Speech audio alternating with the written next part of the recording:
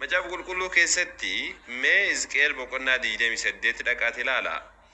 Inni bar malaayikaa keessaa malaayikaa gurguddoo warra kiroobeem jedhameetiin dubbatamu warra baattuu siree waaqayyoodhaa jedhamu keessatti ramadama.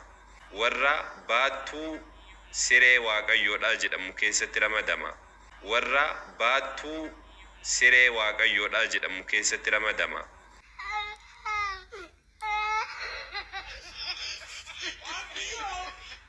Ajaa'iba! Awwalutu itti yaadiin quraana nutti lallabuu jalqabe. Macaafa qulqulluu keessaa ergamootatu teessoo waaqayyoo baata kan jedhu hin jiru. Utuu ta'e illee quraanatu ergamoonni teessoo Allah bahatu kan jedhu sanuu ergamoota 8 meesiniin dubbisame. Suuraa 40 ayaata 7 irratti maal jedha? Isaan malaayikonni arshii baadhatanii fi arshii jechuun teessoo Allah jechuudha. Innaa isaan malaayikonni arshii baadhatanii fi isaan maddii isaa jiranis gooftaa isaanii faarsuun qulqulleessu jedha. Isattis ni amanuu jedha. Isaan amananiifis akkana jechuun araarama kadhatu jedha. So malaayikonni arshii yookiin teessoo Allah ni baadhatu jechuudha. Baay'inni malaayikoota kanaa immoo meeqadha? Suuraa 69 ayaata 17 irratti immoo maal jedha? Malaayikonnis daangaawwan ishee irratti ta'u. Arshii yookiin teessoo Allah gooftaa keetis guyyaa san malaayikota 8tu gubbaa isaaniitti baadhatu jedha. So malaayikota 8tu maal baadhata? Teessoo Allah baadhatu jechuudha. Gubbaa isaaniitti mataa isaaniitti baadhatu jechuudha. Malaayikotatu malaayikota 8tu. So macaafni qulqulluun ergamootatu teessoo waaqayyoo baata kan jedhu gonkumallee hin qabu jechuudha. So maqaa macaafaatiin quraana nutti lallabaa jirta jechuudha.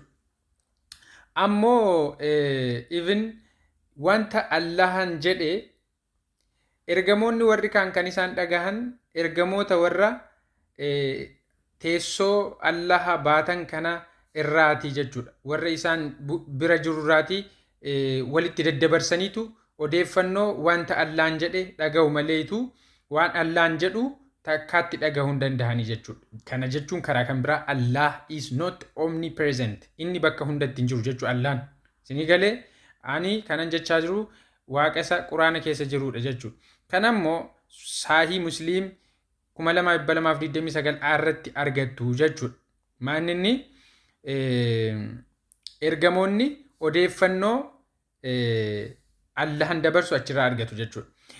Ani kan hin jedhu maalii fi yeroo waa'ee seexanaa dubbatu suuraa waan gaanfa lama qabu kana maaf fayyadamaa jedheetiin gaaffii natti ta'aa ture. Lakka seexanni gaanfa lama qaba akka hadiisni jedhutti jechuudha. Isinii galee akka hadiisni jedhutti seexanni gaanfa lama qaba. Kunoo maal jedhaa? Saahii Musliim 51 irratti ergamaan Rabbii harka isaatiin gara Yamanitti akeekuun akkana jechuu isaanii Ibnu Mas'ud akkasitti gabaasee jedha. Dhugumaan imaanni gara gama kanaatti gara jabinaa fi dhimma dhabinsa onnee abbootii qabeenyaa gara jabeeyyii gaala dugda isaanii duubaan gara kallattii bakka gaanfi seexanaa lamaan itti ba'etti isaan oofan biratti argama. Isaanis gosoota Rabi'aa fi Mudaar jedhamanidha jedha. Gaanfi seexanaa lamaan kallattii bahaatiin jechuudha. Sababni isaa saayinsii fi islaamummaa kutaa 3ffaa irratti aduun gaanfa seexanaa gidduutii bahaa jedha. So kara bahaa sana gaanfi seexanaa lamaan achiitiin bahaa jedha. Kanaafiyyuu seexana gaanfa lama qabu as baaseetu macaafa qulqulluu keessatti seexanni kana fakkaatanuun jechuuf no kuni seexanni gaanfa qabaa kan jedhu seexanni gaanfa lama qabaa kan jedhu macaafa qulqulluu keessatti hin jiru jechuudha. Kuni barsiisa maaliitii? Barsiisa hadiisaa fi quraanaati jechuudha. So kanaafiyyuu walitti nu jalaan makiina.